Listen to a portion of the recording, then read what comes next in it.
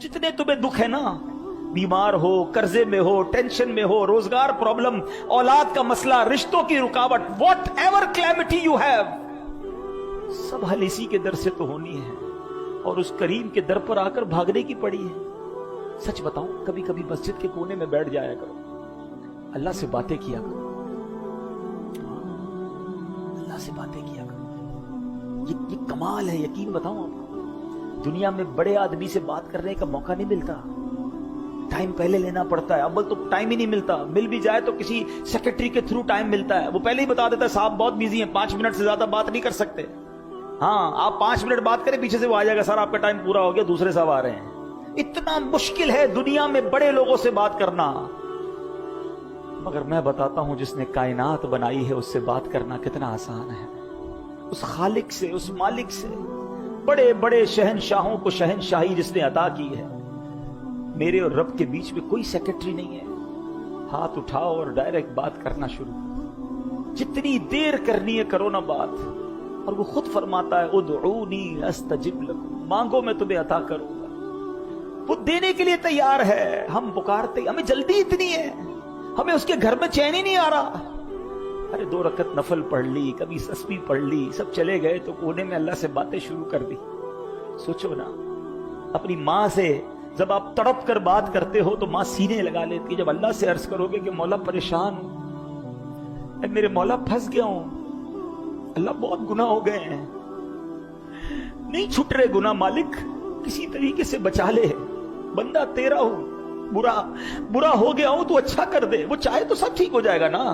या अल्लाह नमाजों में दिल नहीं लग रहा, अल्लाह सजदों की लज्जत नहीं मिल रही, अल्लाह तिलावत करता हूं तो दिल चाहता है बंद कर दूं कुरान में और पढ़ना चाहता हूं, अल्लाह आंखें हराम देखने से बच नहीं पा रही, करम कर, मैं कैसे जहन्नम का अजाब सह सकूंगा मौला, अल्लाह हराम रोजी से बचा ले, मेरी रोजी में बरकत बोलो ना जो दिल में अल्लाह से, कौन रोक रहा है तुम्हें। और जिस जबान में बात करनी है करो। अरे वो तो दिलों के हाल जानता है, वो तुम्हारी कैफियत को देख रहा है। उसके घर में आए हो तो मांगो ना उससे। अरे तुम्हारे घर आकर कोई रोना शुरू कर दे, खाली हाथ लौटाओगे क्या उसे? तुम्हारा मेहमान तुम्हारे ड्राइंग रूम में बैठ जाए और रोना शुरू कर दे कि परेशान हूं, तो क्या धक्के देके निकालोगे? तुम बोलोगे घर के अंदर आ गया है, मेहमान है, कुछ तो करना पड़ेगा। अरे करीब के घर में आ गए जब तुम और इधर आंसू बहाना शुरू कर दिए तो क्या खाली लौटाएगा? तुम्हें अंदाजा ही नहीं तो उसके घर में आकर दिल से मांगने पर वो क्या क्या। अगर सिद्दीक़ अकबर की बात हो और हिजरत की बात ना हो, उस सफर की बात ना हो, तो बात ही अधूरी रह जाती है। नबी पाक अलैहिस्सलाम को जब हिजरत का हुक्म दिया गया ना, तो सिद्दीक़ अकबर के पास नबी पाक तशरीफ लाए और फरमाया अबू बकर मुझे हिजरत की इजाजत मिल रही है। कहते हुजूर क्या मैं आपका रफीक सफर बन सकता हूँ? नबी पाक ने फरमाया हाँ अबू बकर तुम मेरे रफीक सफर हो। अब आप खुशी के मारे रोने लगे। हजरत आयशा सिद्दीका फरमाती मैंने जिंदगी में पहली बार देखा कि कोई खुशी के मारे भी रोता है। अब ये सफर शुरू हुआ, मगर ये खौफ का सफर था, बताना नहीं था किसी को। रात को सफर के लिए गए। नबी पाक आज के हिसाब से जद्दा की तरफ गए, यानी एक ऐसा रास्ता इख्तियार करना था कि जो दूसरों को पता ना हो, नॉर्मल रास्ता नहीं था। अच्छा, वहां से होते हुए उससे पहले गारे सौर में चले गए। अब गारे सौर जो नहीं गए उनको तो नहीं पता, आज भी मुश्किल है।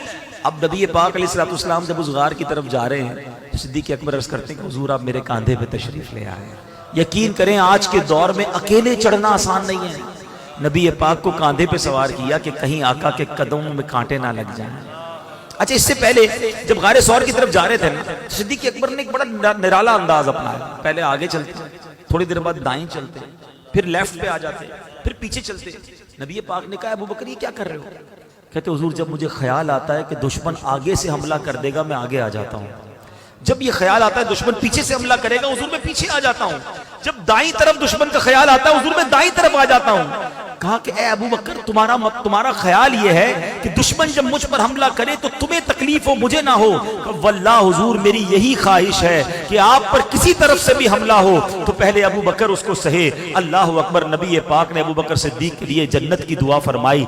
अब जब पहाड़ पर चढ़ने का वक्त आया, सिद्दीक अकबर ने कांधों पे उठाया, ऊपर जाते हैं। गार के अंदर जाने से पहले, गार वैसे ही बड़ा खौफनाक होता है, न जाने कितने जानवर अंदर पहले से मौजूद हों कि सिद्दीक अकबर ने कैसे मजे लूटे। वो واقعی ایسا غار ہے کہ اگر دو بندے بیٹھ جائیں تو پیر سے پیر ٹکراتا ہے، سانس سے سانس ٹکرا رہی ہے، اتنی چھوٹی سی جگہ ہے، 3 دن اور 3 راتیں اللہ کے حبیب کے ساتھ ہیں۔ مگر سنو کیا کیا آپ نے، آپ اندر گئے، غار کو صاف کیا، محبوب کی آمد ہے، گویا تیاری کر رہے ہیں، دیکھا بہت سارے سوراخ ہیں، اپنی چادر کے ٹکڑے کیے، ہر سوراخ میں اپنی چادر کا ٹکڑا ڈالا، 1-2 سوراخ باقی رہ گئے، اپنا پیر رکھ دیا کہ حضور تشریف لائیں۔ طویل واقعہ ہے، نبی پاک تھک چکے تھے، آرام فرمائیے۔ آقا نے صدیق اکبر رضی اللہ عنہ کی گود میں آرام فرمایا، اور اب سانپ ہے، جو بھی دیدار مصطفیٰ چاہتا ہے، بڑی کوشش کی کہ صدیق اکبر انگوٹھا ہٹا لے، آپ نے انگوٹھا نہ ہٹایا، اور اب حضرت صدیق اکبر کے انگوٹھے پر وہ سانپ کاٹتا ہے، زہر ہے۔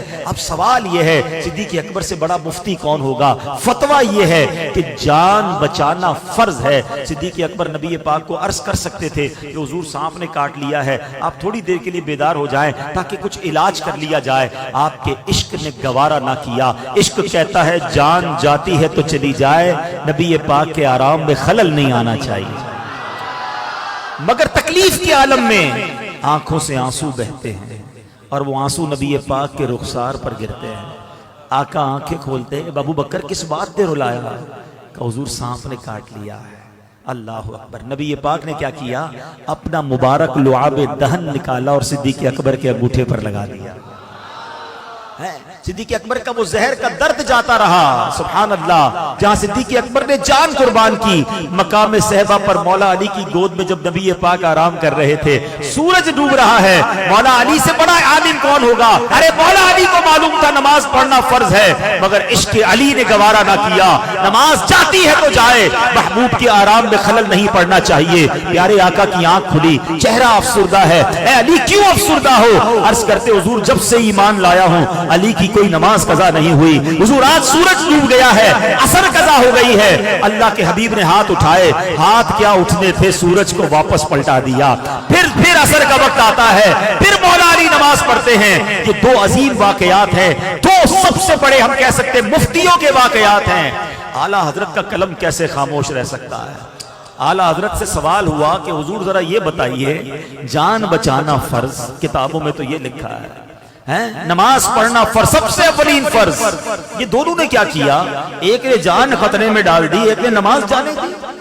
اچھا یہاں ان لوگوں کے لیے بھی جواب ہے جو کہتے بتاؤ کدھر لکھا ہے؟ ہاں حوالہ پیش کرو۔ وہ اللہ کے بندو، عشق کی باتیں دلوں میں لکھی جاتی ہیں۔ کون سی کتاب میں لکھا تھا کہ ابو بکر صدیق جان نہ بچاتے؟ کدھر مسئلہ لکھا تھا کہ مولا علی نماز قضا کرتے؟ ان دونوں نے فیصلہ کیا کہ عشق کا کام یہ ہے کہ نبی پاک کی اطاعت ضروری ہے۔ اعلیٰ حضرت اپنے 4 شعر میں مسئلہ ہی حل کر دیتے ہیں۔ آپ فرماتے ہیں مولا علی نے واری تیری نیند پر نماز، اور نماز بھی کون سی؟ عصر کو سب سے خطر والی اہم نماز کہا گیا۔ مولا علی نے واری تیری نیند پر نماز، اور وہ بھی عصر، سب سے جو اعلیٰ خطر کی ہے۔ صدیق بلکہ غار میں جان ان پہ دے چکے، اور حفظ جان تو جان فروز غرر کی ہے۔ ارے جان بچانا تو فرض تھا، مگر نبی پاک نے کیا کیا؟